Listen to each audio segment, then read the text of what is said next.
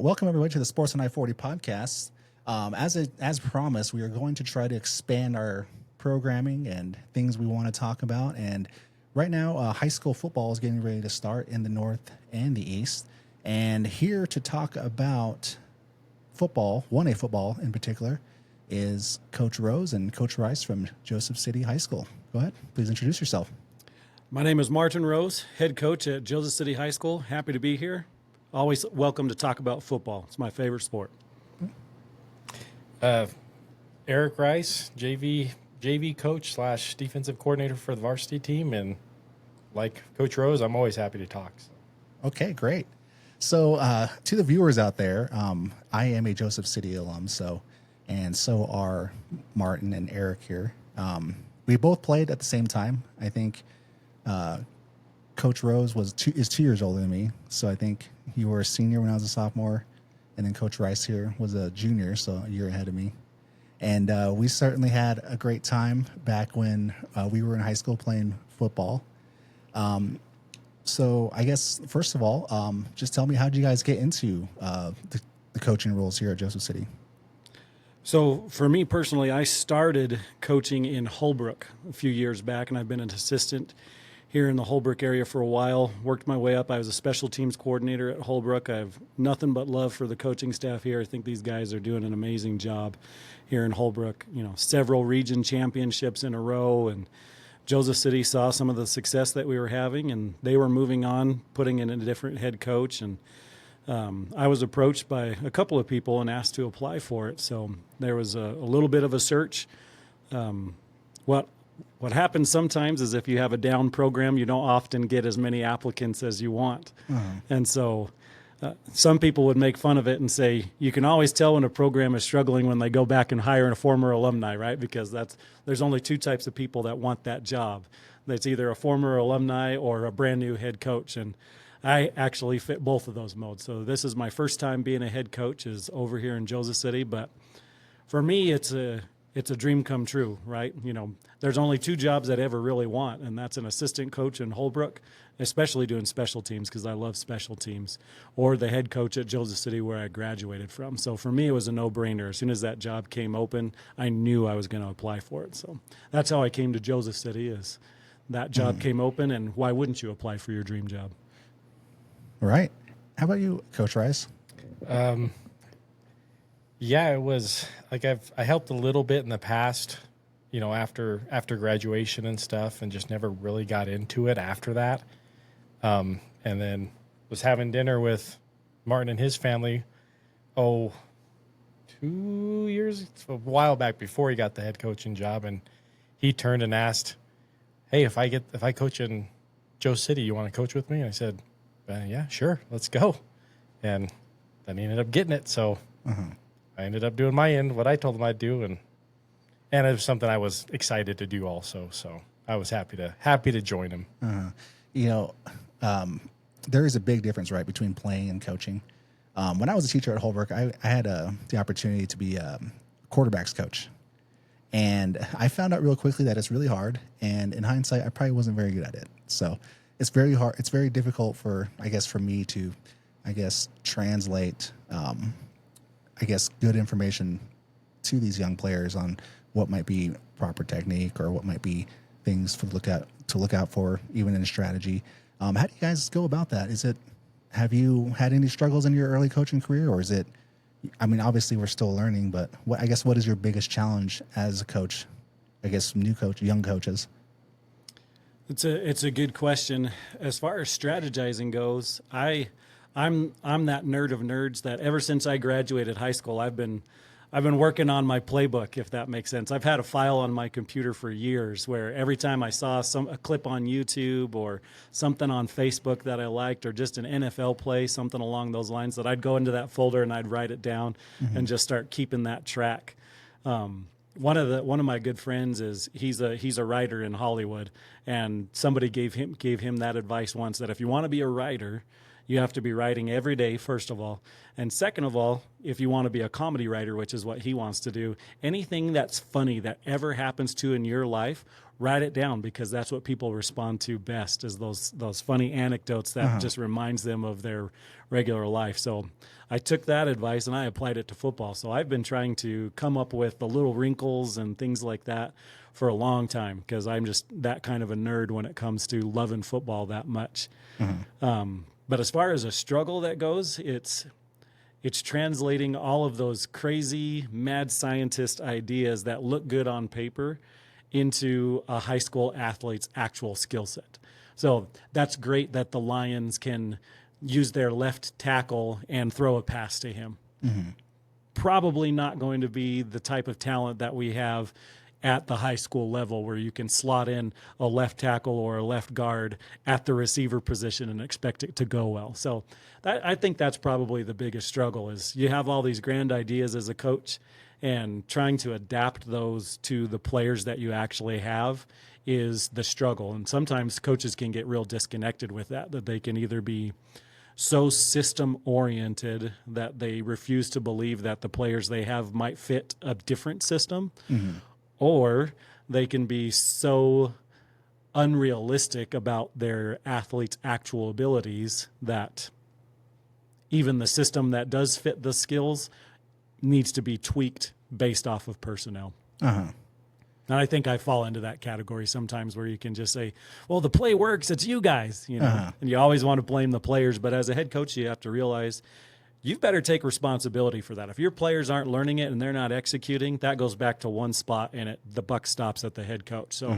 something's got to give. And again, as a new head coach, that's usually what it comes down to, is checking ego and trying to realize how to get your players in the best positions to succeed.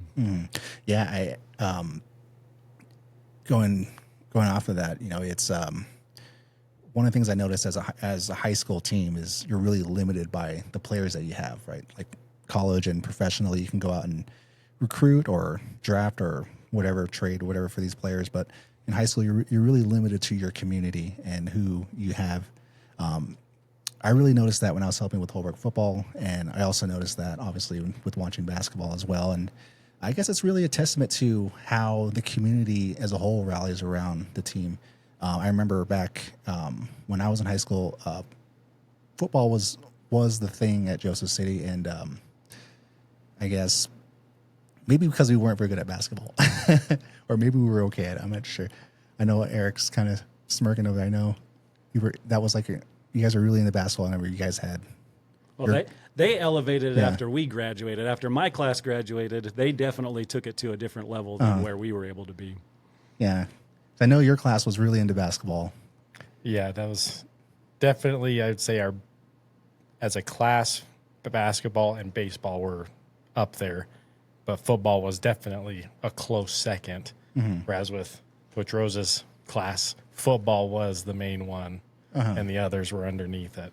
But the difference is everybody still played everything, right? You still had a lot of boys coming out for all the sports, girls also, right? Just everybody's playing everything, and that's probably been our biggest difficulty right now, is just getting the kids to come out to play.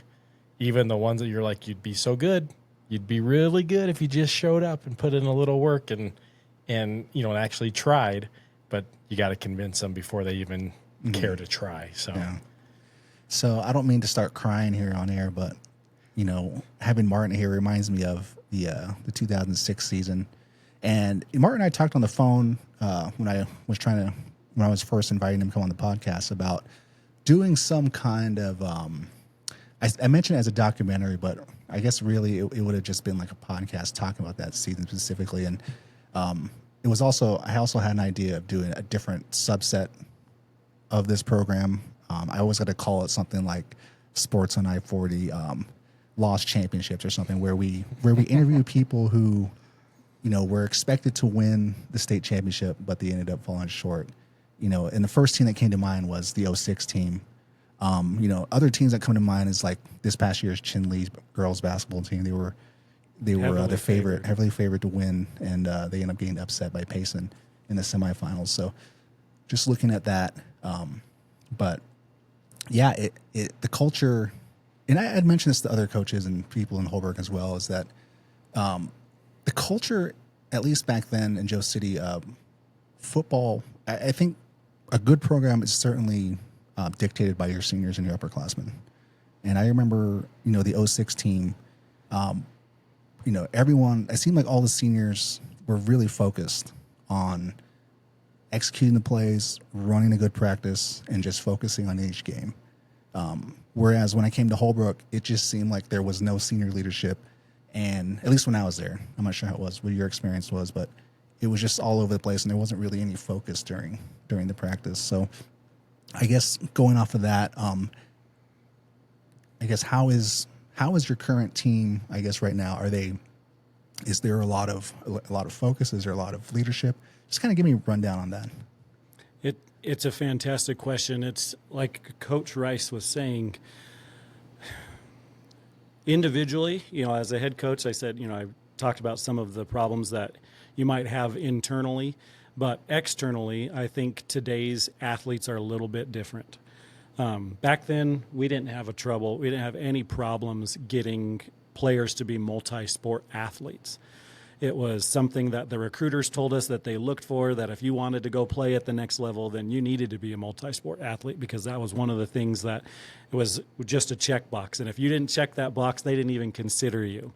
Whereas now, I think that is somewhat shifting. I think people have their personal brands, and they're worried about what what's on TikTok and what's not. And so we're seeing a lot more specialization early, where you have freshmen who come in and they say, you know what, I'm going to be a basketball star. And that's what they want to do. And they play 4 years of high school basketball, and they specialize. And trying to convince that athlete to take some time off from playing on a club team, where that club team coach is telling them, if you're on our club team, then you're going to get noticed, right? All the scouts come and watch our club team. And so if you're not on our club team, doesn't matter how good you are in high school, because we know the scouts.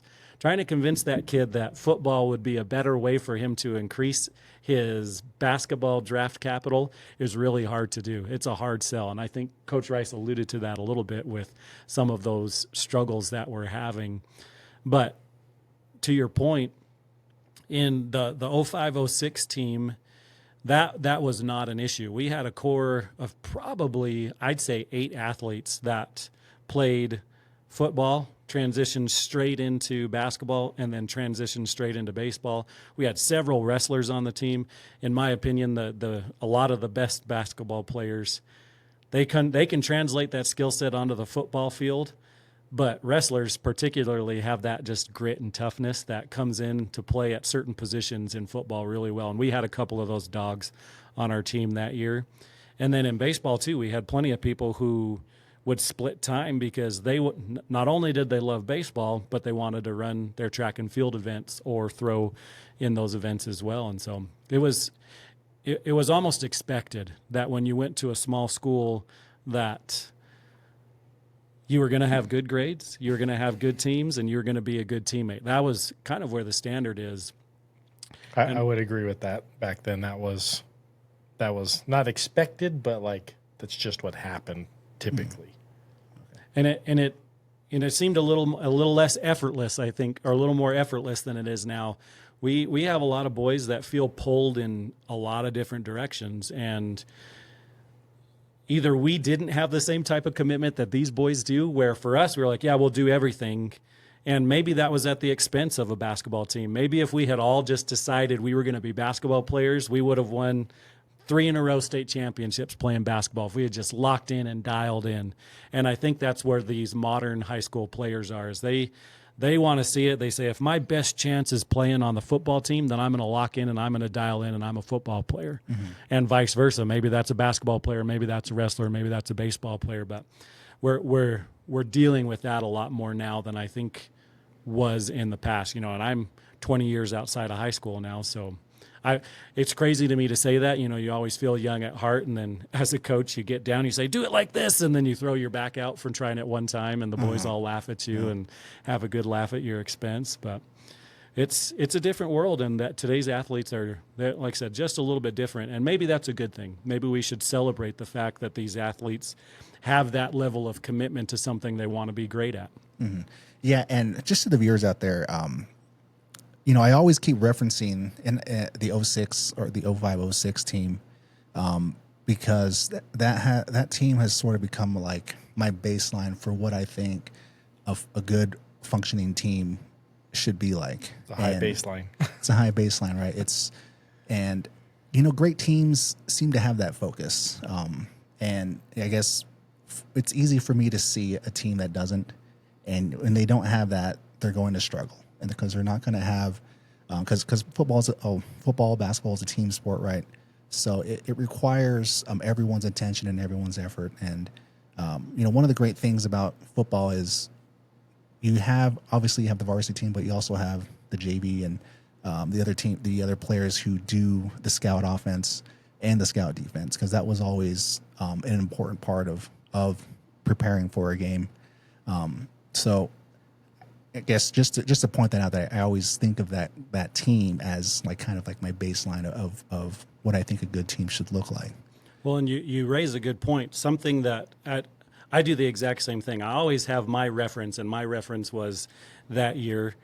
But it was a mantra that the boys in Holbrook got tired of hearing, and it's something that in Joseph City they're getting tired of hearing now, that if you want to win a state championship, a lot of people think the second best team in the state is the team that loses the state championship, and I don't think that's true. If you win a state championship, that means the second best team in the state was across from you every day in practice. And so all of the guys that were on the JV team that put in that work day in, day out, making the starters better players, that's the real runner-up, in my opinion, when it comes to a state championship team. And where you're saying you were a sophomore when I was a senior, as a sophomore, you might have gotten put on the grass a lot. But you know what? You got back up, and you made us better. That's one of those things that is hard to teach. That type of resilience in an athlete is something that programs build, and it's a camaraderie between players. Mm-hmm. Yeah, well said. So I guess a lot has changed over, I guess for me, it'd be 18, and for you, 20 years. What has changed in the 1A? Is it still the 1A North? We're still in the 1A North Conference. And who are the teams in the 1A North Conference? Well, we have a big change this year because we just got realigned. Because Fredonia's doesn't have a team right now. So Sedona's joining us. Sedona Red Rock. They'll be a first year. They haven't had their program's been canceled for a few years now. I think it's about 7 or 8 years. It's been a while that they haven't had a football program, and now they're just starting it back up. So they took Fredonia's spot. We have the old stalwarts. We have Heber. The Mogollon High School is still in the 1A North. Williams, who traditionally a 2A team, is now in the 1A North. Well, traditionally when we were playing, yes. But now they've been 1A for quite some time. They're a large 1A school then. For their enrollment size, yes, they're one of the larger enrollments, I believe, at the 1A level. And we can talk about whether or not that makes a difference later on in the podcast. But Mayor, they're still in the 1A North. We said Sedona Red Rock and El Capitan, Colorado City. They're in the 1A North as well. So and those they are were the region they were games. kind of starting right when we were all in high school to be in a school and just have programs and stuff. And you brought up a good point about schools that might have previously been 2A, or they just came down to 1A. Back 20 years ago, 18 years ago. Still funny saying that. It seemed like the 1A North at that time was sort of like it humbled a lot of schools that came from the 2A down to the 1A. Some teams that come to mind would be Mare and Williams. I remember when Heber came back down to 1A back in 2000. Was it 2003? I think that's correct. 3-4 season, and that was a team that was just better than everybody, and they rolled over everybody. I remember sitting in because I was in the band, and I remember sitting in the cold over there at Heber watching that game, and I think we only scored one touchdown in that game, and then Heber just rolled all over Josie that game. But Williams coming down to the 1A back, and I think when I was a junior, or maybe a senior. And I think a senior. I think they were still 2A when I was a senior. and they came down to 1A thinking that because they had a championship drought over there, and they thought they were going to, since they were getting beat up in the 2A, they thought they could come down to 1A and easily roll everybody. And I remember we beat them on homecoming. Their homecoming. I mean. Great scheduling, athletic director. Let's take the 2A school that's dropping down. We'll schedule that team for our homecoming game that week. But maybe that was the faith they had in the status of the program back then, that they believed in us that much, and that they thought that you guys specifically, because I would have been graduated, but that you guys had it in you to go out and win that game. Yeah, and then there's Pima was another one that came down back to 1A. Pima was always a powerhouse, yeah. So, and what was Canyon State Boys Academy? I remember playing them back in, I think it was the 4 or 5 season. We played them a couple years, I think. Yeah, so it's... Orm was always solid, too. Yeah. Is Orm still... Do they still have a team? My wife was just asking me about that the other day, and I was like, I don't think so, but I have no idea, because I don't hear them for anything. I don't ever hear Orm said anywhere, so I have no idea. I remember when they came down to the 1A back in... It was the 03-04 season, and the only reason why I remember that is because we beat them on our homecoming, and I remember they had this big player that had a big cowboy collar that played for them, and then the following year, the 5-6 season, or 4-5, I think when you guys were sophomores, that was when Andy Brennan was a senior. We lost to Orem twice. Because remember, we tied with them once. We tied the first game, right? And then we had them back to back. So we had them in the last game of the season, and we pulled out our trick play, executed it beautifully, tied it up, punched in the 2-point, or we were still down by 2, punched in the 2-point conversion, tied it up, and then the officials and the coaches got together and said, we already know the playoff seedings. We're facing each other again next week. Let's just call it a tie and walk away from the game. Fun fact is, if I remember correctly, I think that is literally the last tie that has ever happened in Arizona football, because the AIA doesn't like that. They don't want to put in ties. And so there was a directive that got pushed to all of the referees from then on. And I don't think another tie has happened in Arizona football since that game at Orem. And here's a testament to that game, too, because I remember they gave us the option, right? We all voted on whether or not to play Orem that last week, because wasn't it someone dropped out or something, and we ended up having an extra slot, and we all voted to end up just playing Orem anyways. And when I think about that was the game I forgot my helmet, and I remember Coach Field was like upset that I forgot my helmet. So I think I did the water ball or something in that game. But as a coach, you're the reason that I always put 2 extra sets of jerseys and equipment in a bag on every away trip we go to. Which reminds me, another incident when that happened. The following year, when we went to Beaver Dam, I somehow switched my helmet with Brandt. So Brandt didn't go to the game, but I did, because I was the backup quarterback. And I remember putting my helmet on, and it was like really small. I had to squeeze it on. And that's when I realized that I didn't have my correct helmet or the same mouth guard. I think I used this anyways, but yeah, that was anyways, yeah. So just some nostalgia here for me. That's one way to get some flavor in your mouthpiece. I know I saw a thing on the internet the other day that it was a picture, and someone was boiling hot dogs, and they were dipping their mouthpiece in the boiling hot dog water to get it softened up. Around too. It's just some flavor for the season. So I guess tell me about you were a coach last year, right? Correct. Last year was our first year with Joseph City's program. So how did the last year go? I suffer from the delusion that we can win every game that we compete in. I don't think as a coach that I would be doing my players any benefit or any favors by trying to expecting to lose. Yeah, and I don't even want to call it being realistic, because I absolutely believe that if we execute our game plan and we have a good scouting report, that if we can follow the key reads, everything that is built into winning, winning the turnover ratio and things like that, couple of explosive plays, make sure we're flipping the field. If we can do those things that we have goals as our program then we should be able to be in every single game that we play. So from my perspective, I think we underachieved from the talent level that we had on the team last year. We ended up with 2 wins. We were 2-6 at the end of the season. From some people's perspective, that might be right exactly where our talent level was, but I just can't accept that as a head coach. You might feel differently, but that's where I feel. I think we underachieved at 2 wins. What was who were the 2 wins against? We beat Mayer and Maryville. Maryville Preparatory School. They're a school down in Phoenix. Mm-hmm. Okay, so was it the same teams as last year that's currently in the North District? No. Well, in the no. Sedona would be the change there.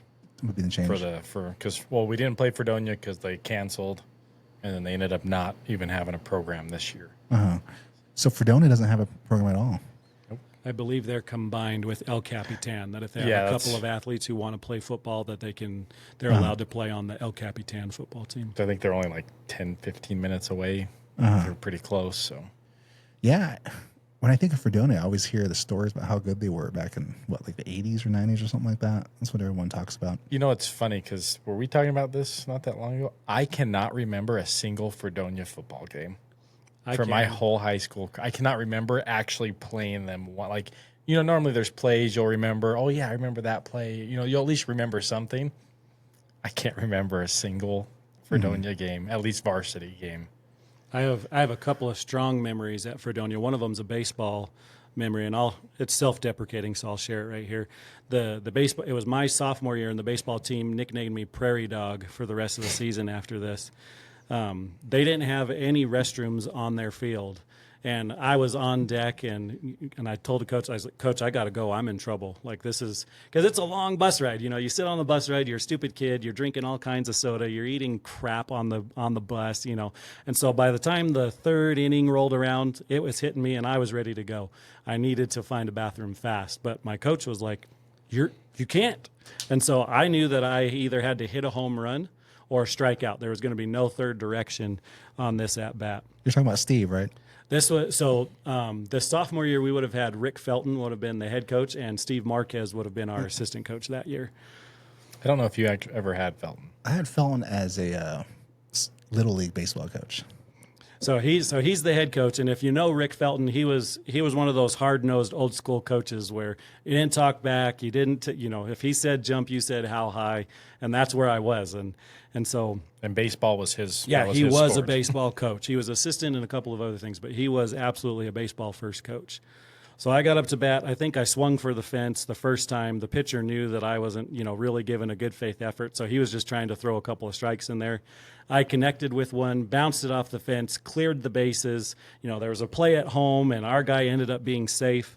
And about that time is when the rest of the field realized that I still hadn't made it to first base because I was tight-cheeking it as best as I could to make sure that I did not let it fly on the field. So it ended up being kind of a close play at first, but I legged it out. I was safe. They put in a pinch runner for me, and I waddled all the way to the porta potty that was in the parking lot to make sure that I could finish the rest of the game. But I'll never forget that Fredonia game. Like I said, and my teammates didn't let me forget it either because they called me Prairie Dog the rest of that season. Did Mr. Felton ever tell you that? I think because he was like the PE coach or PE teacher, right? And I remember we were junior high PE, and he started going off about how he didn't believe women should be allowed to drive because every car accident he's been in involved a woman driver. Well, and he had a specific axe to grind because he had made it to the minors, and it was a car accident that hit his throwing arm and ended up ruining his career. So that's why he held a very strong opinion about female drivers, is because he felt like that driver robbed him of his MLB career. And it's funny that you mentioned earlier about executing and whatnot, because I remember Felton, I don't know what exactly was going on, but he ended up being our temporary coach for one game when we were in junior high. I think we were in 8th grade. And we went and played Springerville, and we were driving down there, and he's on the bus, and he's telling us, we can win this game with just 4 plays. He's like, we're going to do a sweep to the right, sweep to the left, and then we're just going to run it down to the middle, right and left side, and that's it. He's like, we can win this game with that. And we went out there, and it didn't work at all. We got our butts kicked by Springerville.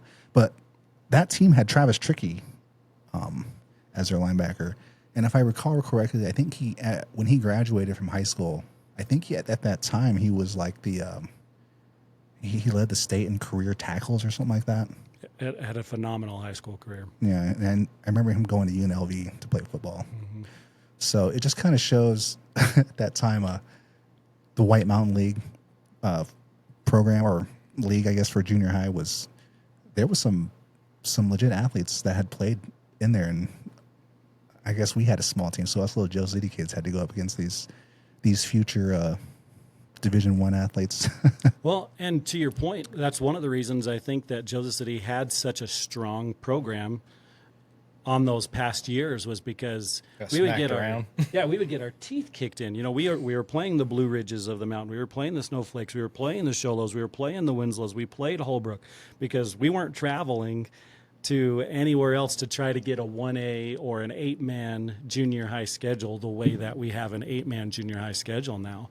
And so I think that only served as a benefit to our program to play with that level of competition and be expected to compete. Yeah, you get beat up enough in junior high, you get your freshman year, and it's not that much different, right? Yeah. Take your licks and move on. I remember, I want to say maybe I was a freshman or something. Sam Johnson drove us to some away game somewhere. And he's still driving. He's still driving. And he was telling me, he goes, I've been doing this for so many years at the time. And he said, and I noticed that you guys get your butts kicked in junior high, but then when you get to high school, you beat everybody.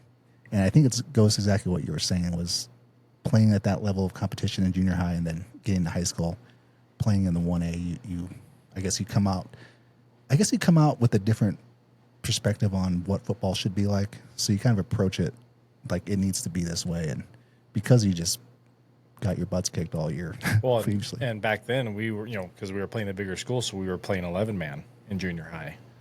And then translate that to 8-man, where you're not going against these bigger schools with, 300-pound linemen in junior high because they have, so many kids to pick from. And now all of a sudden you're in high school, and you get to condense it down because it's 8-man, and you get coaches that know what they're talking about.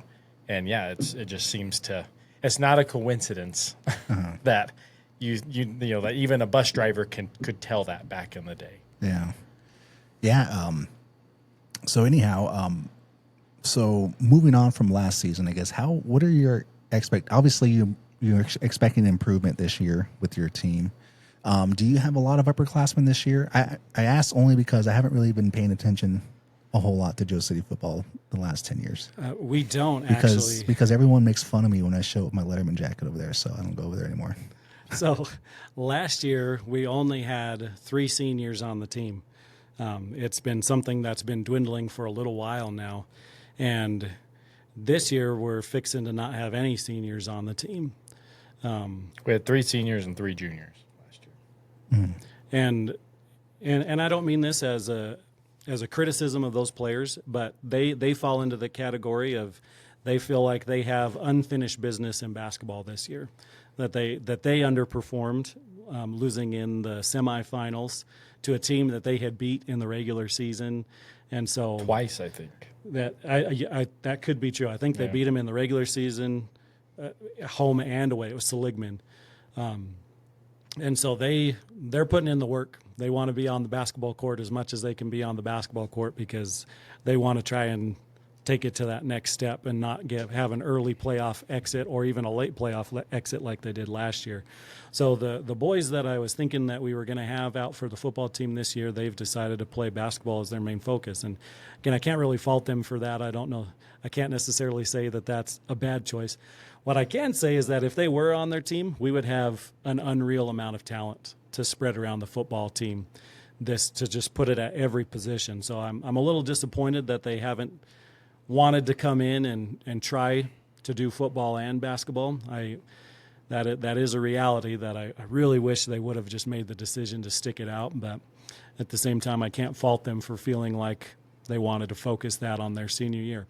But that being said, if we get a couple of guys that we're working with, we're courting with, and They played on some of the club teams that were on the reservation last year, and they felt like that was a good experience. But at the end of that, they felt like they probably would have been better served had they played football, because it would have been a better transition into basketball, because the style of club ball that they were playing didn't translate into what the actual high school skill level was. And so I think we're going to have a couple.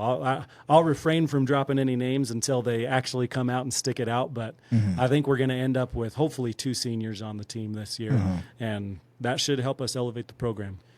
Unfinished business. I feel like only the girls' team this past season had unfinished business, basketball wise. I mean, I think Sligman, their 2 best players, graduated this year. I was talking to one of the boys, and that's what he was saying, because I didn't know either, so I asked him, and that's what he said. The taller one, I would say, was their best athlete, him, and then one of the small guards.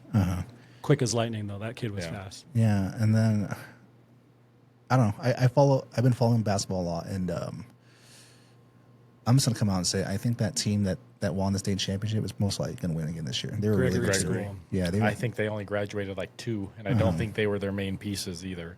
Well, and they seem to reboot. They're one of those prep schools down in the valley that seems to always have somebody up, even though they graduate somebody. The next player that's coming into the program is also really good. So and we watched that game on one of the podcasts that I did, and one of the players from Gregory said they're interested in trying to win the small school open next year. The Copper League, right? The Copper League, or whatever they called it.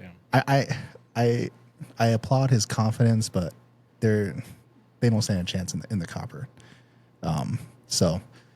But they certainly can dream and try. But I'm not trying to diminish anybody's efforts or anything. But because we've talked about 3A North or 3A boys basketball, and it's just a whole nother level compared to 1A. I would agree. And I think we had our football camp where we had all the boys sleep at the high school, and we had them 24 hours a day, team building and things like that. And we were asking them what realistic goals were for this season, and you've got our schedule pulled up there, but when we look at that schedule, we think based off of where the program was at the end of the season last year, the players we have returning. I'll drop a couple of names. We've got Titan Penrod coming out. He's going to be a big focal point. Case Fish, Justin Gardner. We have a lot of guys that one of the ways that I describe it is testosterone's an illegal drug unless you're going through puberty. And so they've had 365 days of puberty just pumping testosterone into their bodies. And so they're different players than they were when they were freshmen and sophomores last year.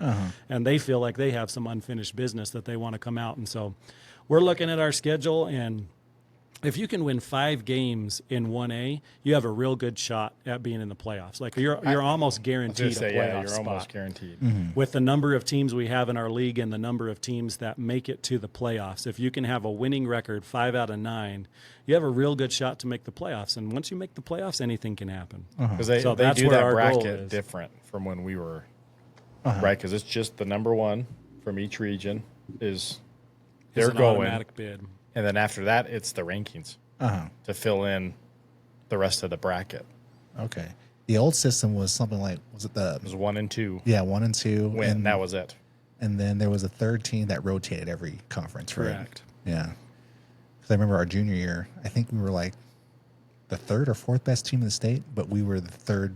Yeah. The 3rd because it was Mogollon and Mare, so we ended up not going to the playoffs that year. Yep. Yeah. So. I remember. Yeah, you could under the old system, you could literally be a top 5 ranked team and miss out on the playoffs if you weren't appropriately ranked in your own conference. So it's kind of the SEC argument, right?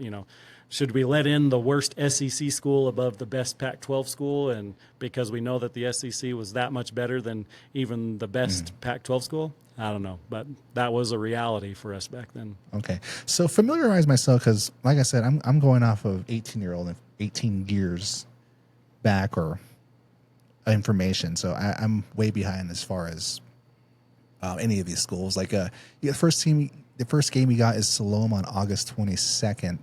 That's a good program. They're a good program, Siloam. They've been a small school for a long time. If you remember, it was the 2001-2002 team at Joseph City that won a state championship. That would have been my freshman year. It was Salome that was the runner-up that year. And Joe City being like 40. Didn't they? It was 40 run. Yeah, 40 point. Joe City had a crazy team. That was a stacked team.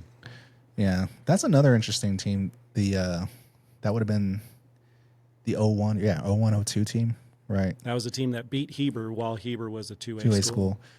I remember the Arizona Republic did a front or a article on that team or that class because they had won state in football, volleyball, boys basketball. I remember that clearly. It was the headline was "No Stoplight, but 6 state championships." And I think the only thing they didn't win was girls basketball. I think they were runner-up though, or something like that, weren't they? For girls basketball? Yeah. No, they lost like in the semifinals or something like that. I mean, they still had a good team. They had a good team, yeah.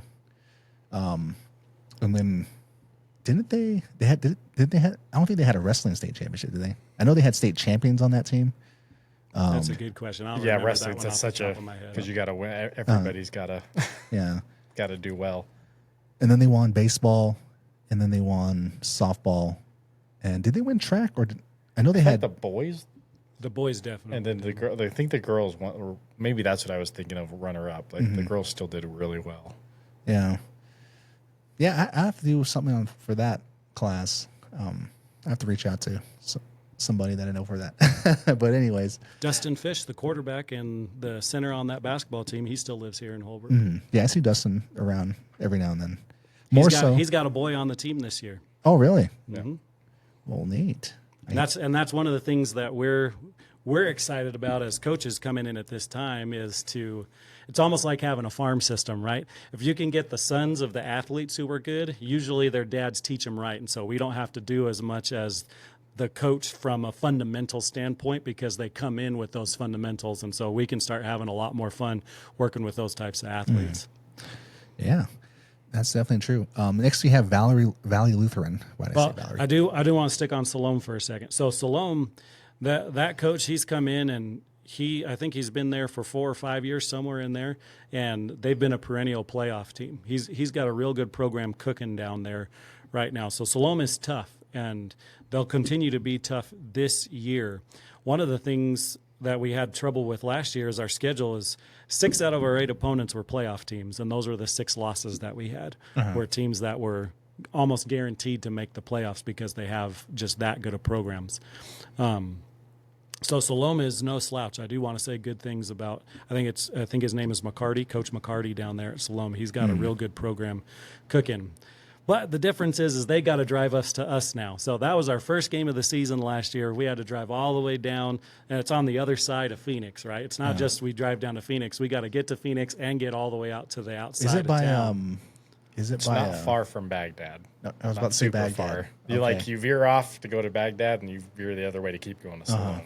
Yeah, almost like you're going out to Lake Havasu, that kind of side of the outside of town there of the Phoenix Valley. Like 4.5 And I think it was, I want to say it was 110 degrees at kickoff, something that we just couldn't adapt to very readily. I know that I went into the shower and I just soaked myself from head to toe to prepare to just stand on the sideline. So that's one of the advantages I think we're going to have this year. We're not shying away from any good competition this year. We want to show that we can be a lot more competitive even against those perennial playoff teams. Wow. And I think that's one thing that maybe a lot of viewers aren't familiar with is that 1A, there's a lot of travel involved. I guess a lot of the upper school, bigger schools like here, the 3A North and the 3A East, I mean, they travel, but they don't travel as far as like two hours maybe. Right? Yeah, so that's definitely a big factor. Yeah, that's a 4-hour and 15-minute bus ride for us to open the season in 110-degree weather. Wow. In southern Arizona. So the next thing you have Valley Lutheran. So that's a 2A school. They were 2A last year, and they're dropping down. This will be their first year in 8-man football. They used to be in a 1A, long time, yeah, in a long time. And then they bumped up based off of enrollment, and now they're back down. This is their first year back down. So from what I understand, the way they do it is they started dropping school or making schools go down a level due to safety. I know they had an incident, 10 years ago with a former player passing away during a game. because they were playing at a school that was just, they were in the same conference, but they just weren't at the same level as that school. So from what I understand, it's, first of all, the baseline is enrollment. So that's where they do their pre designation. And then next they go to record. So if you basically had a losing record, then for, I think, like 3 consecutive years, then they move you down. They'll consider it at that point. Yes. Yeah. I guess the reason Holbrook plays in the 2A instead of the 3A. Yeah, and I would agree with that. Holbrook's interesting because with a lot of the players that bus in from the reservation, sometimes they don't want to play extracurricular activities because that makes for a long day if they're bussing back and forth and they're not staying in the dorms. So for a program like football, 2A is actually more reflective of where Holbrook's enrollment actually is when you factor in the kids that just will never participate in an extracurricular activity. Yeah. So even though they might have 3A enrollment, as far as the kids who would actually be participating in those extracurriculars, 2A is about where Holbrook should be. I think that's an appropriate classification for them. Yeah, Holbrook's like 65% Native American, and a good portion of that 65% get bused in every single day or they stay in a dorm. So they definitely have a struggle with because football requires a lot of practice, a lot of time with it, and a lot of these kids have to catch the activity bus and go home right afterwards. So I know that's always been a struggle for Holbrook. And when do you do your homework? On the bus on the way home with your cell phone light? That's rough. Now, that's football, but for basketball, they'll do anything. They'll stay at a friend's house. They'll stay at a friend's house. They'll do something just to make sure that they can practice as much as they can for basketball. But anyways, Hayden, they were are they the favorite this year? I don't see how they wouldn't be. The rumor is that their quarterback's transferring to a different school, but they had, in my opinion, the best player in the state on their team last year, and Mr. Laronia, and he's very good. He was a junior. He's someone you have to individually game plan for. And so I wouldn't be surprised I don't know how you can be a defending state champion and not be the favorite. Yeah, when they're not, it's not like they graduated 15 kids. So yeah, Hayden's one of those, because enrollment wise, are they still considered 2A? Oh, I think they're. I don't 1A. think so. I think they're solidly 1A enrollment. Down there, that's in Winkleman. And we have to make that trip this year. They came to us last year. That's probably one of our longest trips. Because my whole life, Hayden was 2A, right? And then all of a sudden, maybe the mines are closing or something. So I'm not down there often enough to know the ins and outs of their small town politics. The way that I know that that's one of the things we're struggling with the closure of the Cholla power plant. Is we expect our enrollment to get even smaller than where it is now. So it's just, like I said, it's interesting the way the regions realign and the high schools ebb and flow with their enrollments. I think Hayden is kind of like the opposite. You were just saying Holbrook, right? They'll drop everything for basketball. Yeah, so all these kids will that they won't do for other sports. I think Hayden kind of lives for football, and they have for at least a while now. So like they have. Even though they're not a huge school, they had 30-plus boys when they brought up last year for our game. So, like, you don't get that from a smaller school if, like, I think almost every boy in the high school goes out for the team. So is Joe City like the 1992 team or whatever, where there was only, like, 10 players? Well, we're hoping to be a lot more than that, but it's not out of the realm of possibility that a few years down the road, when we really see the effects of the power plant closure, that could be something that happens. Because I remember going through the yearbooks at the library back when I was in high school and flipping through the old ones, and I remember seeing one when Mr. Hunt and what was his name, Sturkowitz, were the coaches. I think it was like 92 or something like that, and they only had like 10 players. So they had to practice with, four on this side and 4 on offense and 4 on defense or something like that. And they'd run the ball half and then they'd flip it over and run it right. I'd have to go back and I'd look at the graduation program, but I think Joseph City had less than 10 boys in the senior class last year. Oh, really? Okay. Yeah, I don't think there was a ton of juniors either for last year specifically. This year, there's just the sophomore or the now juniors have just a bigger class, more boys. But last year, it wasn't even a huge pool to pick from. Wow. Okay, so the next one, Fort Thomas. I'm familiar with Fort Thomas. I don't think I ever personally played them in football, but I know I did either. but I think I only know them for basketball, really, right? But You did in the 05-06 season. Did we? We did. Well, that would have been. Oh, we did. I don't remember them at all. I don't remember. That was your sophomore year. Yeah, I don't remember. Was that a home? It was a home game, right? It was a home game. We had them. They were one of the later games in the season. That was. Did I start that game and I don't remember? I don't know. If my memory serves me correctly, that was the game that Eric Duncan broke his hand in, our starting tight end. Oh no. Was that the last game right before playoffs? Then. No, that game was against the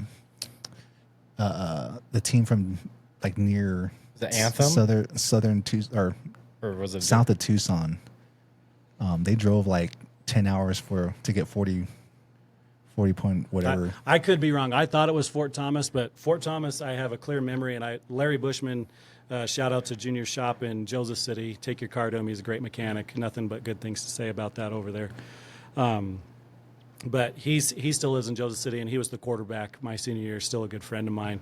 That was the game that we had maybe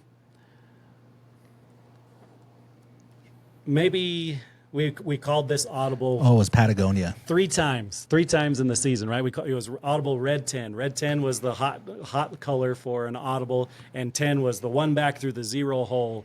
And I was playing center that game. And Larry says he swears he heard me smile, even though I'm facing away from him, as Fort Thomas did this weird defensive shift, threw everybody to the strong side of the ball, and it would have been me and a linebacker. You know, the left guard would have pushed out the defensive end, and it would have been me on alone. As long as I touched that linebacker, he knew he was going to take it in for a touchdown, and we ended up pulling it in for a touchdown. So he still reminds me of that every time to this day. It's like, remember we called that red 10, and I could hear you smile from the other side of the line? Uh-huh.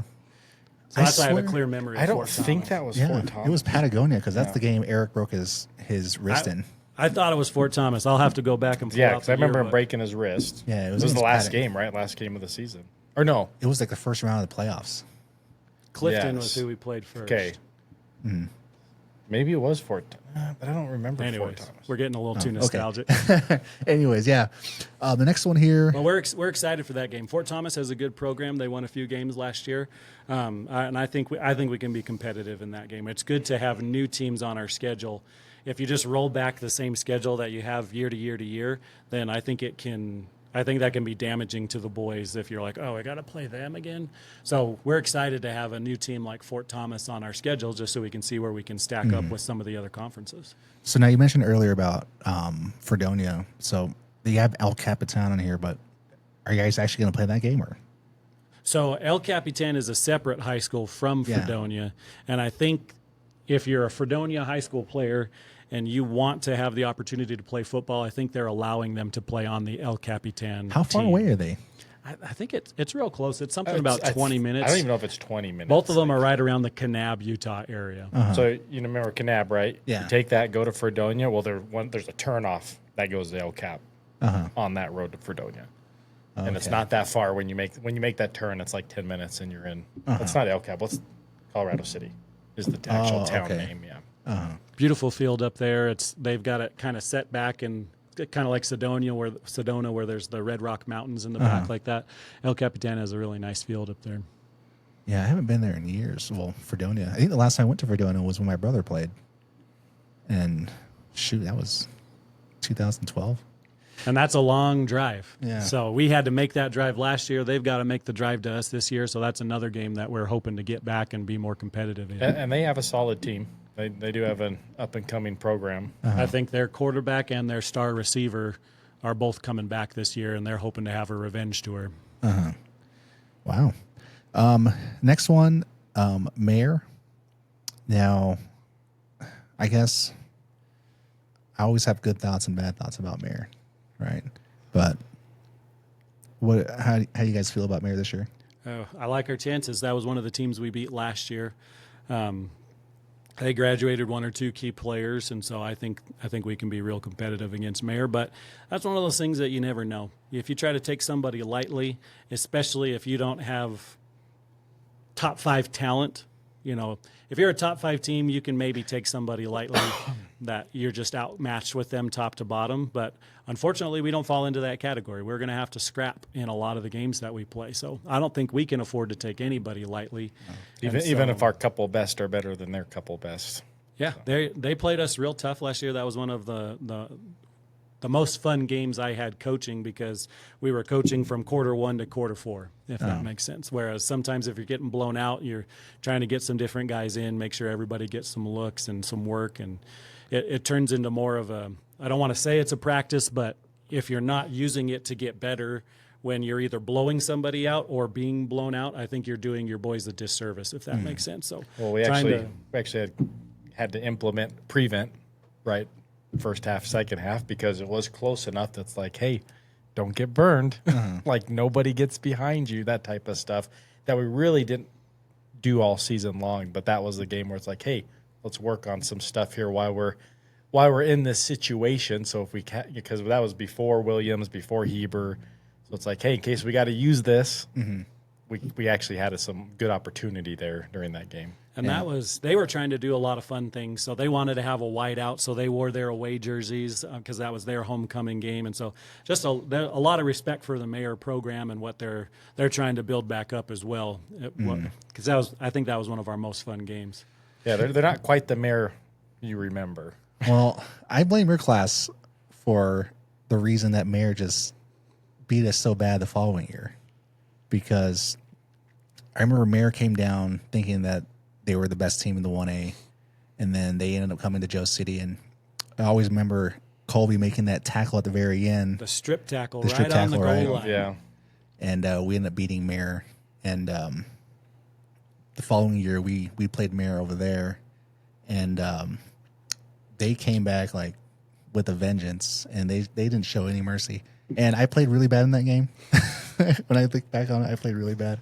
I remember I just threw this stupid pass like at the end of the half, and it was just like just the worst pass you could throw. I just threw it. I just threw it up there, right, hoping somebody would catch it, and I think it ended up getting intercepted. And I think they almost scored a touchdown, or they did score a touchdown. And I remember Blake being so mad in the locker room that I did that. But anyways, yeah, good times. That Colby Crawford, I'll shout out. He's still one of my friends, lives up in Idaho right now. Good guy. He's an example of somebody who benefited from all of those secondary players being really, really good. That he had to go up, because we didn't throw the ball a lot when I was in high school. We were pretty much strictly running. And so as a receiver and a cornerback, it would have been really easy for somebody like that to just phone it in, jog every play in practice, not be in shape, not be ready to play, and not be ready to make a key play in a key game at that fulcrum moment in the game. You know, Mayor probably should have beat us realistically, but because we didn't have those guys that were taking plays off when that happened, you know, that they're running back in a one-on-one with our corner in the flats. Like, they got the matchup they wanted. The coach drew it up, and that's exactly what they were hoping to do. Their big, strong running back against our undersized corner. Sorry, Colby, you're a little short. But perfect technique tackle, helmet on the ball, got it out, got on top of it. And that's the only reason we won that game. Otherwise, Mayor punches it in. They go ahead with not enough time for us to go back down and score. I remember it makes a difference. He broke through, and I thought he was going to score, and then Colby just came out of nowhere and tackled him. And I remember seeing that guy. I never knew his name or got to know him or anything, but I remember seeing him crying in the parking lot after the game. I guess I would believe it. it just goes to show how much passion these teams can have over these games, right? So anyways, but yeah, it'd be interesting to see. The next one is Williams, at Williams. You know, familiarize me. I know they're a big 1A school, and it seems like maybe they had up and down years being in the 1A. Some years they've been really good, and some years they've been okay. How do you guys feel about your matchup against Williams this year? I think we can, and we should have been more competitive than we were last year. We were dealing with a few key injuries in that game last year, and that made a big difference for us. To be honest, I think we were a little intimidated. Maybe you feel a little bit differently, but Williams had a guy on their team last year. He's graduated now, but I swear, 6'10", 7 foot. yeah, from our boy's perspective, he was 7 foot tall, 400 pounds, just a Goliath compared to our guys. We didn't do bad against him either. Well, we were trying to make it fun. You know, we had a guy on our team that was less than 5 foot tall, and we said, all right, you're going to play nose tackle this game just to see if you can give him fits, because I don't think he's going to be able to reach you. You know, so trying to do things like that, just Like to crawl through, just crawl under his legs. Like, throw every look we could because throw he was at that big. them. Wow. And he was a good athlete, you know, someone that I believe he was Well, pretty. he's playing. He's going to be playing. He was somewhere. recruited. So Williams had a good team last year. The only team that I think had a tougher schedule than we did last year was Williams. And so credit to them and that program and what they were able to get done last year in making the playoffs. They had an absolutely brutal schedule. So like I said, 6 out of the 8 teams that we played were playoff teams. I think 6 out of their 8 teams were also playoff teams. And I believe Williams also had to play Baghdad last year. And Baghdad's got a good program. They've got a lot of good players over there, too. So if we're talking strength of schedule, I think Williams had an absolute gauntlet that they had to get through last year. So I'm hoping that they graduated the key guys, and maybe our guys will have a little bit better of a mental preparation for that game. I always liked their jerseys because they had the Viking horns or whatever on their helmet. Yep, mimic the NFL. That game last year was an interesting one if you actually really look at it and like dissect it, because we were 2 plays away from being tied at halftime, or tied or down by 6 or so. It was something. Was it tied? Right in the football game. Like literally 2 plays, and we're talking finger lengths away from going in at half tied or right with them. It's hard to convey that, though, to a bunch of teenage high school boys, right? Yeah. Especially on a program that we're rebuilding and stuff. But like we would show them, but like we were literally like, if the one big guy, he got his fingers on one of our guys that if he didn't, he's gone. We had He a scores. good draw play drawn up, and he got through. And because that guy had such a long wingspan, our running back wasn't Just used see him to like getting 2 that amount of fingers, distance. grabbed his jersey and was able to stop him. And like we were literally 2 plays from going in at half, tied with a top team in the state, and we still had injuries and stuff we were playing around. It's really hard to convey that, though, in the moment to a bunch of high school boys when they think they just suck. You know, it's like, guys, this close. This close. It's something we're having a point of emphasis this year is the mental toughness, because there are a lot of games that we shouldn't have lost by the margin that we lost. But it came down to is, well, all right, now we're down in the third quarter and might as well just phone it in. And so trying to breed that mental toughness back into the program has been one of our barriers. And I think Williams falls into that category. Like I said, one of my focuses is explosive plays. We want to have a couple of explosive plays. Get the other team, you know, a little bit angry. Say, oh, you didn't stick on your assignment. You know, get them talking to each other. And then you, as an offensive coordinator, that makes it easier to start saying, all right, let's go pick on that guy now, because I just saw him get mad at him. And, you know, you play a little bit of that mad scientist game, right? And Williams, we had a beautiful reverse. You know, we had a power run to the weak side, and it looked, you know, all the linebackers bit, and then we pitched it to the receiver coming around the end. I think we broke it for like 70 or something 50, stupid, 60 yards, somewhere in there. They barely And caught him on like the 10-yard line or something. if he doesn't look backwards 5 times because he wasn't expecting to be that wide open, he probably scores on that play. Like, I think we should have. That's a play that we should have had points on that we didn't. Like Coach Rice is saying, where just a couple of little things different. Where if you had some mental toughness and you were going into that expecting the play to hit, then we can really. We like our chances if we can get the boys to that spot this year. Yeah, not being surprised because it hit. Okay. So what do you have here? What's the last one there? Well, after Cyclones. Williams is Sedona Red Rock. Sedona Red. So that's the new school you're talking about, right? That either they came down to win or they started. They just haven't had a program. Haven't had a for while. program. Even had Okay. a football program. Sedona for the last Red. few Is that years. literally in Sedona, right? Somewhere in Sedona, yeah. Okay, because I know that. Don't they have another? Is that the only school in Sedona, or is there another one? I wouldn't be surprised if there's there's a 2. prep school or something there.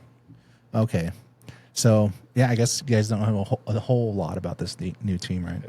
That's our preseason scrimmage. We're going to go up to Sedona, and that's who we're going to do our preseason against. Last year we had a preseason scrimmage against Hopi, and that was good for us. We got tooled up, but half the time you're playing 11-man football, and so I wanted something this year where we could do a full 8-man scrimmage, and it helps us to, integrate them into 8-man football, help them build that program, but also gives us that work for hopefully 100 solid plays of 8-man football that night.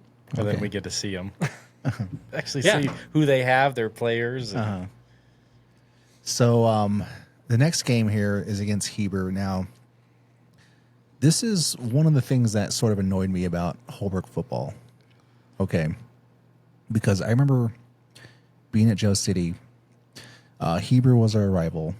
I didn't know anybody from Heber. I didn't want to know anybody from Heber. We were just talking about I this never yesterday. really met them. I saw them in junior high, but I never talked to them. Like during wrestling, I never talked to them.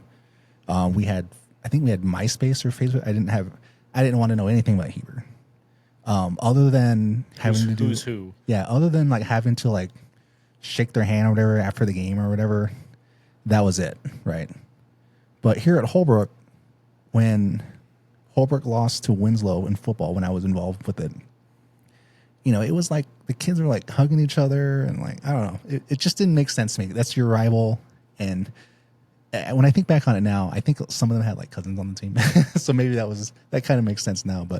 But in hindsight though, I just, it just, the culture I guess has changed maybe. I don't know if it's changed at Joe City much. I think it's a general thing, and I would be willing to bet that social media now probably plays a role in that, because kids are more connected now than we ever had the opportunity to be on top of it. But yeah, no, it's the same. It's the same I for us. think you have a good point there, because back then there was the flip phone. That was about it. I think we had the smack boards. If you're old enough to remember this, put a shout out in the comments.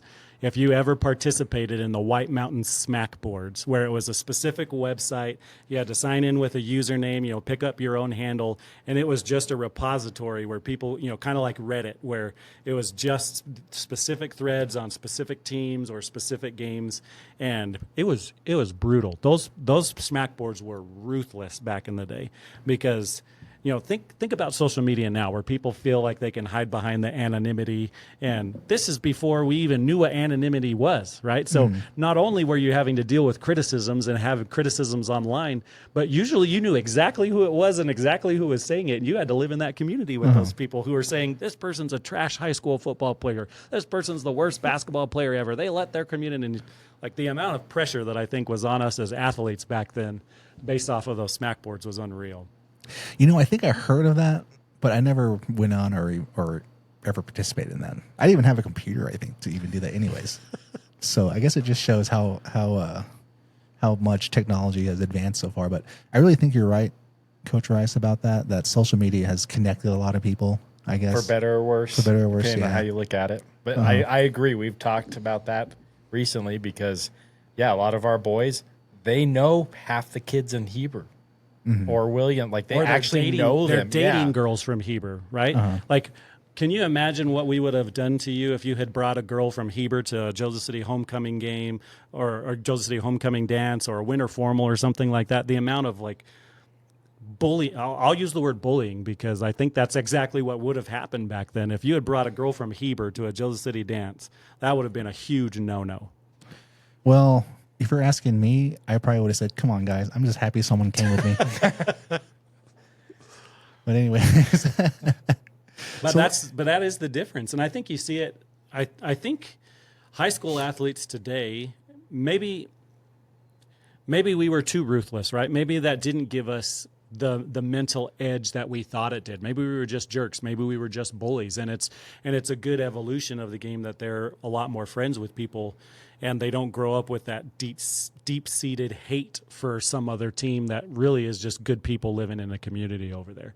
So I'm also a baseball umpire, and so during football season, I try to put that hat back on where I say, I can't stand anybody else, but then I try to take that off when I'm a baseball umpire, and I umpire a lot of games in Heber, and they're always very nice to me. They know who I am. It's not a secret. They know I'm the guy that coaches in Joseph City and things like that. And so they'll get their digs into there. But it's really good-natured. A lot of good people over there. So I don't want to say disparaging things about Heber. If my boy grows up to date a Heber girl and marry a Heber girl, as long as they graduate from Joseph City, everything's going to be fine. Mm-hmm. I still have a problem driving through that town to this day. I just try to go through there as quickly as I can, but I'm just. But it's a different mentality now because the boys, and not obviously it's not just Joe City, it's not just Holbrook, but like you're saying, you didn't even care to know any of them, to who they were, anything, and we didn't either. And it's just not how it is with a lot of the boys nowadays. Like they know these kids, and they'll be friendly with them, and it's like, well, can you turn it off for about 2.5 hours, 3 hours, please? Just for 3 hours, don't be friends, or at least want to be better athlete than them for 3 hours. Don't be happy that your friend beat you. Yeah. Wow. And I think it goes back to pro sports as well. You see that where a lot of the old heads, especially in basketball, right, where they say, well, Michael Jordan would have never jumped teams and joined up with his competition. And we're seeing that a lot in modern sports now, whether you like LeBron or not, or you think that recruiting Dennis Rodman onto the Bulls is the same thing. Jordan didn't go there, but his rival came to him. Either way, I do think that it is more along the lines of what we're seeing in pro sports, where even the pro athletes don't treat each other like enemies anymore, and the high school athletes are modeling that. Oh, yeah. I feel like professional football is still really the last sport where there's still passion for the game. I watch professional basketball, for example, and I don't see any passion in their play anymore, and it's just so frustrating to watch that I don't even follow it anymore. But to your point, though, yeah, it's so much has changed over the last 18 to 20 years, and it's it just sucks that you're saying back in my day, right? Because you're growing up and hear people say the same thing. I remember what was it? Was it Joey Richards when he helped out? I think when the 5-6 season or 6-7 season or whatever, and he was talking about when he played back in '99. So it's kind of that same thing. So well, and you bring up an interesting point. Like, why was someone like a Jory Richards wanting to help out? Well, he had a core memory in the '99 season, right? That was the first time Joseph City had ever beat Heber. I remember the in shirt. The history of the school, right? Yeah. That rivalry was so alive and well back when so he had that core memory of just somebody that he hated, and he finally climbed that mountain and beat him, and that stuck with him for the rest of his life, to the point that he wanted to come back and be involved in the program again. And to a similar extent, that's where I feel like my origin story as a coach really happened. Was I was part of a team that beat Mogollon on their home field, and that had never happened. That had never happened. Joseph said, so if you want to call it a one-sided rivalry where Heber was doing a lot of the beating and we were being the recipient of a lot of those losses, well, I was on a team that had that core memory of a win against them on their home field. And so that, I think that would have been the game where I said, you know what, I could do this forever. If this is what this feels like, I want to get addicted to this. Yeah. That leading up to that Heber game in 05-06, was it 05-06, right? Because I remember technically 05 season. Yeah. 05 season. I remember the season before we played Heber here, and that was when you guys were juniors. And they squashed us. And I don't remember it being that. It wasn't like 2 touchdowns or something. It wasn't.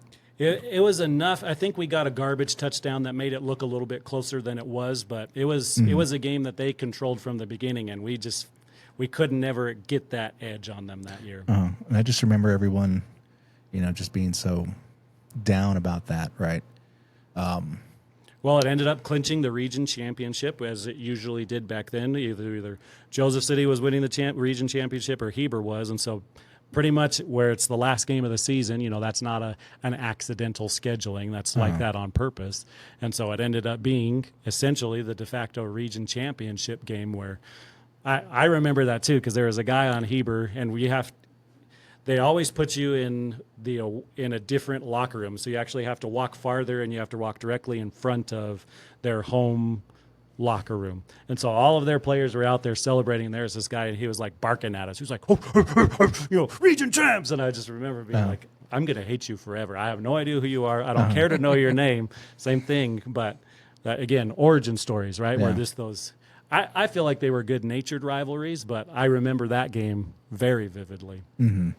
Yeah, it was like I said, a series of things that had happened, right? The previous season, losing to Orm in the opening round of the playoffs, losing to Heber, and that was also Brian Fields' last year. And this is the one thing I always tell everybody too, especially when I go to Winslow, is remember Emil Nazar helped that year? Yep. Right. So it was legendary coach. Love Emil Nasser. I know some people have different opinions about him, but I loved getting yelled at by that guy. Yeah, it was. When I look back on it, it was such a privilege, I guess, to have been coached under Emil Nazar, because I remember he used to drive around on his 4-wheeler. Yeah, try hitting the 3-man sled while you're breathing in the exhaust from this 4-wheeler, from this extremely intimidating guy, even in his 70s and 80s years old, right? Just driving around showing you that what football used to be like. I don't remember what game it was. We were on the sidelines, and Coach Fields pointed to myself and Tristan, because Emil Nazar used to sit on a chair on the sideline, and he told us if anybody comes there to like, protect him.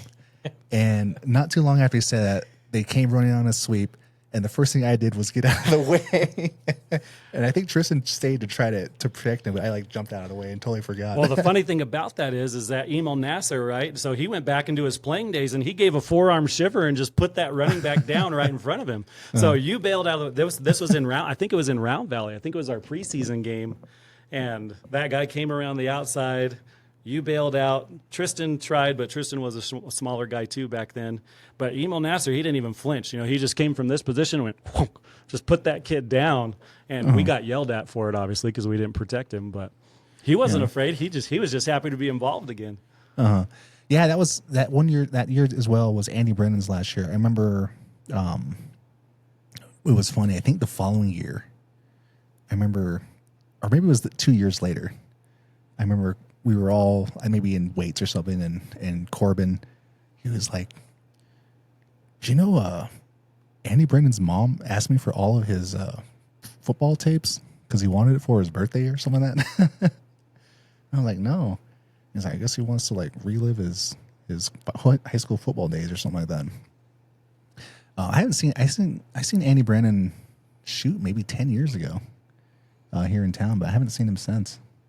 I think Longer for me. So building a life down in the Phoenix Valley, you know, they're doing real well for themselves. He married Adrian, if you remember that, high school sweethearts. So doing real well. Yeah, and we should see them here in the next little bit because our 20-year reunion is coming up. So yeah. So yeah, if Andy, if you're listening, you can come on the podcast. We can talk about that season. But anyways, so that happened, and then I remember going into the next season, right? And there was tremendous focus, and we're going into that season. I remember that was also Colby Crawford came back, because wasn't he like in Oregon or something like that? And he came back because I remember him showing up in the middle of summer when we were lifting, and that was kind of like you guys another. did that back then? You lifted in the summer? Yeah, I mean, we didn't lift hard, but we showed up because the thing about it is there was an expectation to show up. It wasn't like, you know, it was optional, but it didn't feel like it was optional, right? And all the good programs still have that same unspoken expectation. And when I look back on it, I wish I would have taken it more seriously, weightlifting. But anyhow, so yeah, there was that focus, and it just was straight from the start. I know that was Corbin's first year as a head coach. We had that camping trip that we did up there at Shelvin Canyon Lake, right? Yep. And it was just, like I said, when I always talk about a baseline of a team, that team always comes to mind, because there was just this dedication to it, and everyone had this one goal, whether it was the senior or whether it was the freshman. It was just everyone played their part, and whenever someone maybe wasn't kind of messing around or something, there was always someone there to sort of get you back on the right path, right?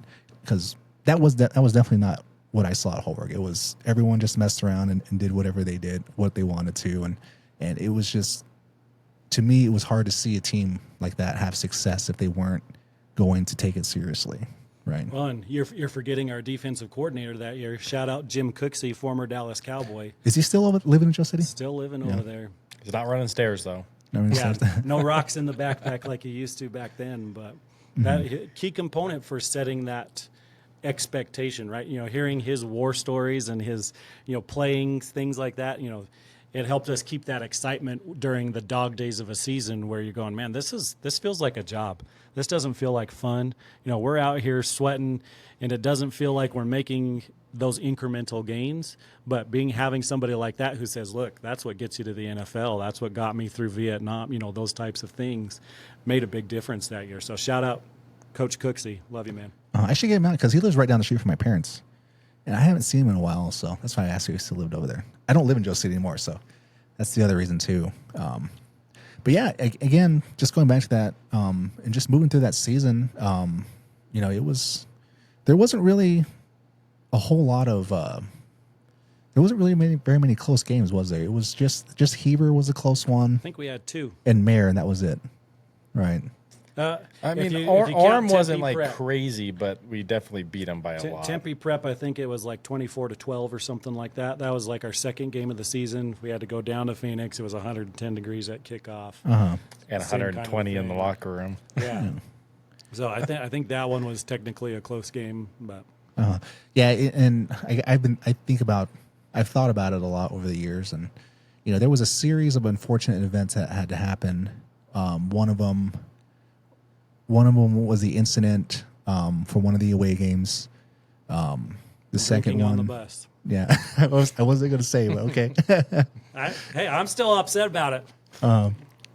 I remember that too because we had to vote those players off, key players onto our team. Our coach sat us down as captains and said, "Listen, it's up to you guys. We need to see where it's at. We know what the school policy is, but maybe the school will be lenient because there's, everyone wanted the football team to do good that year, right? Yeah. But we had to sit down and figure out what we thought was right and what we should do, not what we wanted to do, just to try and get a win."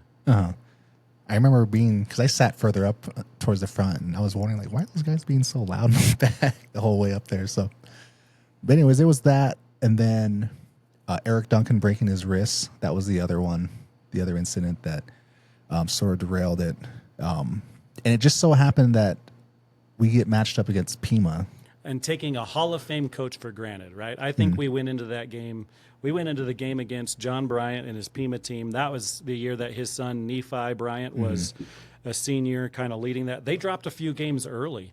So we kept looking at their record, and we said, 7-3? Who are these guys? They got nothing. Like 3 losses, we're undefeated. Well, and we scrimmaged them back then, too. That was our opening scrimmage. That year was the opening. And we felt like we matched up. We felt like we handled them. We felt like our scrimmage went really well. And we just caught them at the right time, right? They were at the beginning of the season. They hadn't gelled. They hadn't mixed, but they had turned it around, and they were firing on all cylinders by the time we got them in the playoffs, and we looked right past them. We thought we were going to play Mayor in the state championship game, have a rematch, and it was going to be this big bloodbath, and we didn't focus on the task at hand. That, and then you throw those, like you're saying, those couple broken wrist here. A couple of our other guys were banged up from the season that we really didn't have problems the whole season through up until right towards the end. And then, you take them a little lightly and you end up losing. It's an example of mental toughness, right? Because another vivid memory I have is we received the ball at the second half. We had deferred on the coin toss. I think I only lost one. I was the speaking captain that year, and I had researched this whole thing about the mathematics that and I knew that for every coin, right? That if it was a quarter, if it was a 50-cent piece, if it was a silver dollar, that I knew the mathematics of if the referee put it on his finger heads up, what the likelihood of it dropping on tails or heads was. And I think I only lost one coin toss that year. So we won that coin toss. And we had deferred, so we got the ball. We drove all the way down the field to open the second half, and we were going to make the score like 18-20 or something like that. If we had punched in the score, it would have been 18-20, right back in the ball game. By no means was this game over, and we had our only fumble, quarterback, center, just exchange on the snap that went bad, and Nephi Bryant scooped it and scored it for 99 yards, and just daggered us to the heart, and we never recovered from that. That team was unique because I remember that was the team that scored on their first possession for every single game. Every game we played in. And the only reason why I remember that, because the next year that was our team goal, which we didn't. I think we messed it up the first game or something like that. But and I think another interesting historical factoid from that season was if I remember right, I think the highest scoring game in Arizona history happened during the 05 and the 06 season. Seligman. Seligman and Canyon State Academy, where I something remember that. outrageous like It was like 100 98 to 112 No, or no, no. something They were both stupid. over 100. Yeah. It was something ridiculous. Yeah. Both teams scored 100 points. They were within like 2 touchdowns, but it was of each other, but it was stupid absolutely high. zero defense. And Seligman ended up winning. And so the Arizona Republic did a whole article about the most prolific offense in Arizona history. And we had Seligman the very next week, and they didn't score a point. I thought they quit. No, Well, they quit no, after they that's- played Mayor That's right. because they wanted to. They were focused on basketball, and Well, they didn't want to I get. think they had like, well, because remember they only had like, did they have Yeah, like they 12 had kids or limited something like amount of players. And so I think there was like 2 of them that didn't make grade check or something, and then that's why they didn't. They said, all right, we're done canceled the because program. basketball and stuff like that. And they ended up winning state that year in basketball, anyways, right? Correct. But yeah, I remember seeing some of that game. I think Bob had a copy of that tape, and I remember seeing Bob Corbin. Bob Corbin. I was just saying, I think we watched like a little bit of it because it just didn't matter.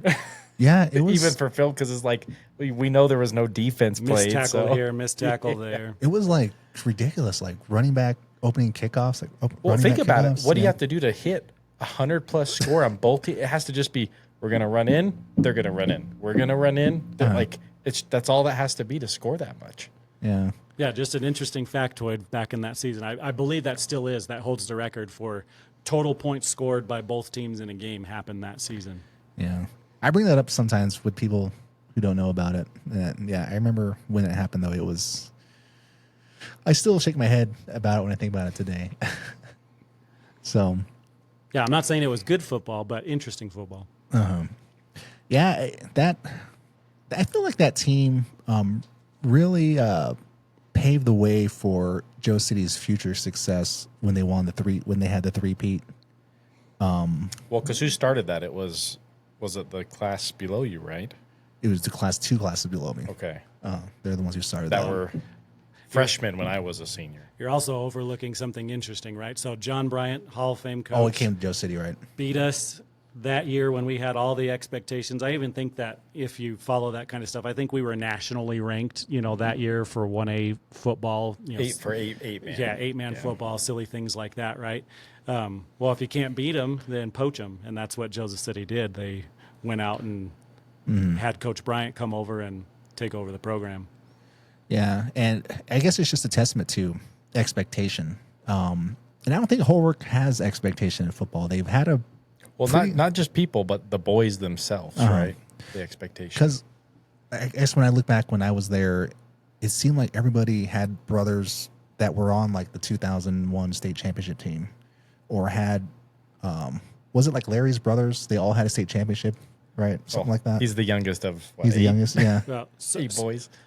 Sorry, Sean DeWitt, but the DeWitt boys can say that same thing, that all of them had a state championship except for Sean. Yeah. Yeah, I remember Sean saying like his brother mentioned that too, but Yeah, anyways. if you They're ever holding want- that over him for the rest of his life. Yep. Well, it in. my brother holds three rings up at me every time he sees me. So Just- yeah, but it's just when you have that culture and that expectation of doing well, right?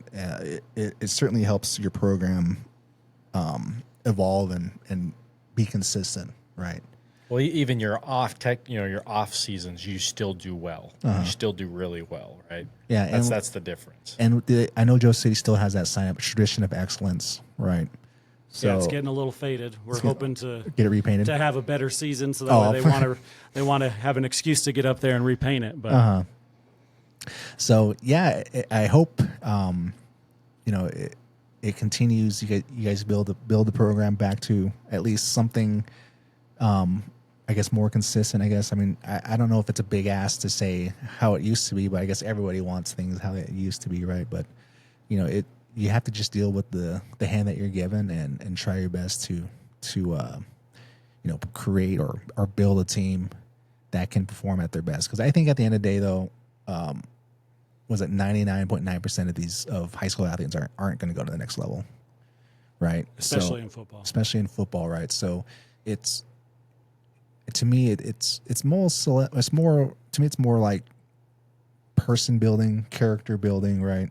And just trying to motivate these kids to have the best season they can, because for a lot of them, this is the last time they're going to play it, right? And that was certainly the case for me. I'm so thankful that I got to do what I did, even though maybe I wasn't the best at it, right? But it still, I guess it's really helped me throughout my life. Just knowing what dedication is and applying that to your personal life, right? And I really would like coaches out there to think about that, right? It's not, winning is great, right? But at the same time, these are young men and young women, and we want them to also succeed in their personal life and building some kind of confidence, in themselves, whether it's through this sport and through this practice and understanding what dedication is, so that they can go on and be good citizens when they graduate, right? I wholeheartedly agree with that. You need to teach yourself while you're in a safe environment, and high school is a safe environment. I don't care what anybody says. It's a good place to experiment with who you want to be, what your personality is, and just really find yourself. And so if you foreclose something, you're just like, well, I want to specialize in basketball. Well, you don't even really know who you are yet. I want to specialize in football. You don't really even know who you are yet.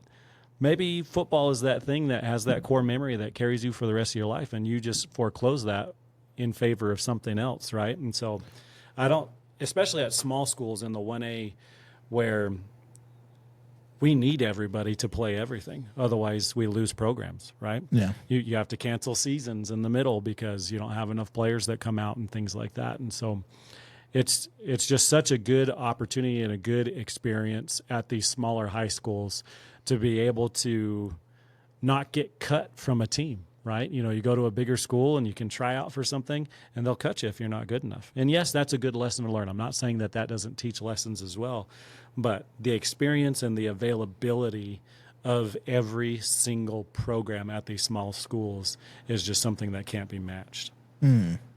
Yeah, I guess I kind of have a criticism about cutting players.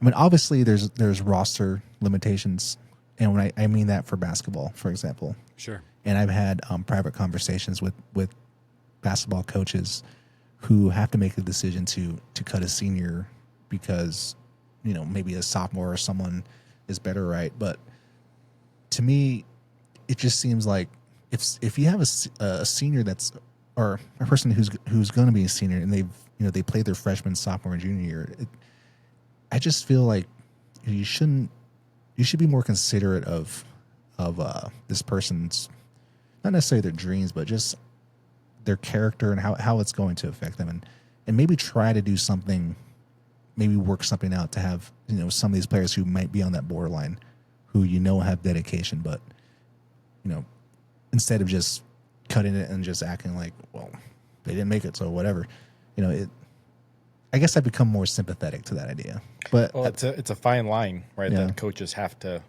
tread there. So if it's a fine line, it's not hard for coaches to not do it correctly either. But at the same time, right, the decision's got to be made, especially when the whole community has their expectations, and it astonishes me how much basketball means to Holbrook, and how much it means to all the 3A Nord teams, and how people put their hopes and dreams into these kids for a state championship, right? And I think that pressure from the community gets to a lot of these players. And I mean, you saw it bubble over in all the fights they had break out during last season, right? Where they played basketball games without any fans in the gym because that community pressure had reached a boiling point last season. Oh, yeah. I was there at that game. Did you participate? No, I did not participate. I was watching. It happened about 4 rows, literally 4 rows right behind me. It had happened. And, between an Alta State fan and a parent of the player. From what I understand, I think the Alta State fans this particular fan was just kind of like just saying stupid things, right? You know how fans get in these things. And I think it just kind of reached a boiling point when you're talking about someone's kid, it just kind of reached a boiling point, and it just kind of escalated from there. Well, yeah, and then if that strikes a nerve in the parent from some experience they had in high school or something, right? Like, and then they just snap. Well, yeah. Munoz Gym, Budenholzer Court now, right? That's a pretty tight quartered place to be playing in. It gets loud, it gets rowdy, and the fans are right there on the edge of the play, where the out of bounds line is, and so that can be an intimidating place, and you can't hide, if that makes sense, as a spectator. So if you're getting out of hand and you're making comments, there's no way that people don't know exactly who's saying it. Mm-hmm. Is there still a lot of community participation for these football games? I think we have really good community support for the people that come out and watch the games. We didn't have the greatest home schedule last year, but I think we had pretty good turnout for all of them. That is one of the differences in our season this year. So we had more away games than we had home games last year. That's flipped this year. We have more home games than we have away games. Well, and Fredonia was a home game that didn't happen on top of it. So. Well, I'll have to admit that when you're these rural towns, there's nothing better to do. There's nothing to do on a Friday, so the community generally goes to watch these games. Like I remember going to the Holbrook-Sanders football game in Sanders, and Sanders didn't win any games, and they got beat. A team that really should play 1A football.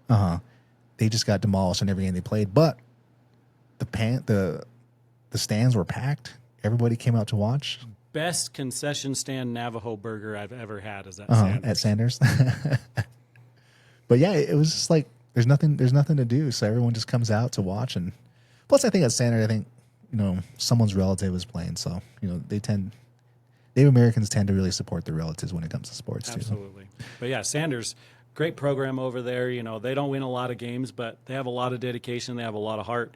And as a Holbrook coach that went over there several times, I get your thoughts on it. I don't understand why there aren't more reservation teams that try to petition down to 1A for football. I've never understood that. Is it because they try to keep the travel costs together so they can preserve not having to go farther than just the other reservation teams? Why isn't a team like a Sanders who would fit all of the check marks that you listed out there, maybe not a lot of wins, enrollment size, I think, would be squarely within 1A where they are right now. Why doesn't a team like that get the opportunity to come down into the 1A ranks and bolster our teams? Because 2A is packed right now, right? That's one of the largest divisions that has teams in it right now. There's a ton of 2A teams. And so why not take somebody like a Sanders and have them play in the 1A North? Maybe it is travel. Because, if they got put in the 1A North, they'd have to go El Capitan, Mayor. Whereas where they're in here, right, they have what? Hopi. Is Tuba City in 2A now? No, Tuba City is a 2A school, yes. For football, right. So maybe just it's more regional. I think also, too, that they try to keep it. Because we had more teams back when we were in high school. We had St. Michael's and Rock Point. Those were two reservation schools that played 1A football. Mm-hmm. I think for a school. Rock Point. Yeah. I remember when we first played, because they came down to 1A when you guys were seniors, right? And I remember Bob was like, yeah, a lot of these guys, they played for Monument Valley, so we can't take them lightly. Good coach, right? Always making sure you don't overlook an opponent. So, yeah, I think, and we ended up going up there and beating them pretty badly. But anyways, I think a school like Sanders, I think a lot of them try to keep their conferences, traditionally how it's been, like, with familiar teams like Hopi, Gray Hills, City, right? Holbrook. It might not even cross St. their John's. mind, to be honest, just because the difference from 11 to 8, like, they might just not even think about it. Anybody watching, Sanders, come on down. Yeah, it'll be good for them, So really, I just want to have to get the Navajo burger every season. So if they could be in the 1A North, that means every other season I'm going to get myself one of their Navajo burgers. So, anyways, so I guess some of the last things we can talk about. What is your feel for just the 1A in general, for I guess school and sports? Let me say this before you answer. For me, the 3A is very the competition is a lot bigger, right? But I think the schools in the 3A are it sort of suffers from high enrollment and low enrollment, and they do try. There is a conflict between private schools. For example, I know 3A is several private schools that sort of dominate sports, either football or basketball, right? So there's this disparity between public and private schools. Additionally, you have rural schools like Holbrook and Winslow that have problems with trying to get consistency because they're busing a lot of their students, right? So they really struggle with that as well. Addition to that, a lot of teachers don't really want to come out to small towns to teach, right? Or they might be okay with Holbrook, but they might not want to go to Rock Point because it's just literally in the middle of nowhere, right? Right. So there's definitely a disparity when it comes to education as well. How has the 1A changed, I guess, since you guys were in high school? I think there's a lot more parity. I think when we were in high school 20 years ago, there used to be more high-end talent and more low-end talent, if that makes sense. There wasn't a lot of teams that could beat anybody on any given night. And I think in the league now, there's not as much low-end talent. There aren't a lot of bad programs, if that makes sense.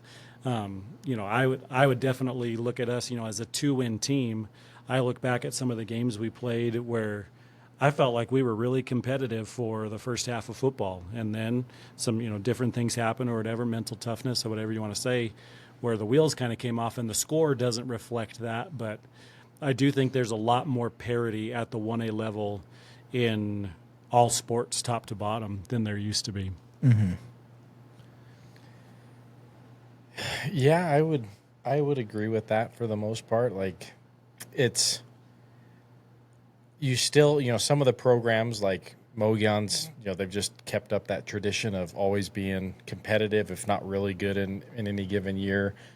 And then with, Williams, that they've been 1A now for quite a long time. Whereas like Joe City with football, well, they has been down for quite a few years. But then you have a school like Hayden that they've been 1A for a long time now, and then they're always doing as much as they can for it. So I would agree with that sentiment that the only complaint is that we could just use more teams in general, right? Just more 1A teams, because then you would be able to not have quite the crazy amount of travel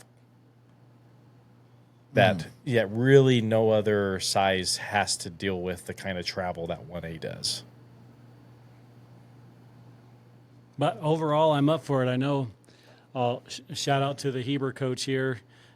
Healthy rivalry. We want to see that alive and well. That's what he sees when we have our end of the season meeting where we're talking about individual player awards for region recognition and things like that. I know he's on board with it. I know Coach up in Williams is the same thing. They want to see every program just be thriving and see everybody come to a level where we do see really competitive games, hopefully closer scores and things like that. So I think we're trying. I think all of the coaches, at least in the White Mountain area, share that same goal of trying to elevate every program and just get things to hopefully a more dominant level like it used to be. Because, you talk about Blue Ridge and things like that, where just the legendary program that is, getting those programs back to where they were, where the White Mountains was the gold standard for football in Arizona.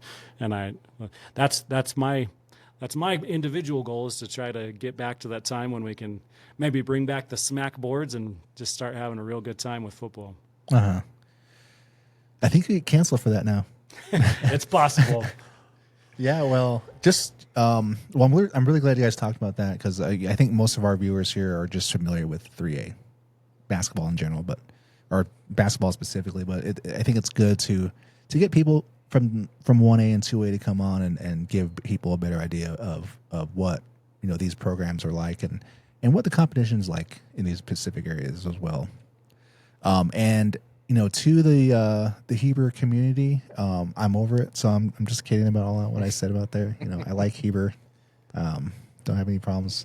Except when you drive through. Except when I drive through. But anyways. Do you guys have anything, you guys want to, shout outs or anything like that before we end this podcast? Just again, I want to, drop some of the names of the kids we have out of the program this year. Real excited to see what Titan Penrod can do. Justin Gardner, Case Fish, Benson Moss, guys like that are just going to be real pillars on our team. Lucas Schaefer, who am I forgetting right now? But just people who have put in the work, and like I said, we're real excited to have this group of boys and see what they can do this season. Mm-hmm. I agree. Okay, well, thank you for coming on the podcast. We'd like to have you back maybe mid-season or maybe towards the end or something. Just kind of give us a recap, and maybe we can get something in together and do something else as well and talk. Maybe have some more. I think people like nostalgia, like when Happy Days came out. I think that was like 10 years or 15 years after the 60s or whatever. So I think people like nostalgia. I certainly like to talk about it. I guess when you experience nostalgia yourself, when you start thinking about back on it, it's, I don't know, makes you feel old, I guess. It can do that. But anyways, yeah. So anyways, thank you for watching. Hopefully everyone out there enjoyed this podcast. Please like and subscribe, and have a good morning, afternoon, and night. On ye Wildcats.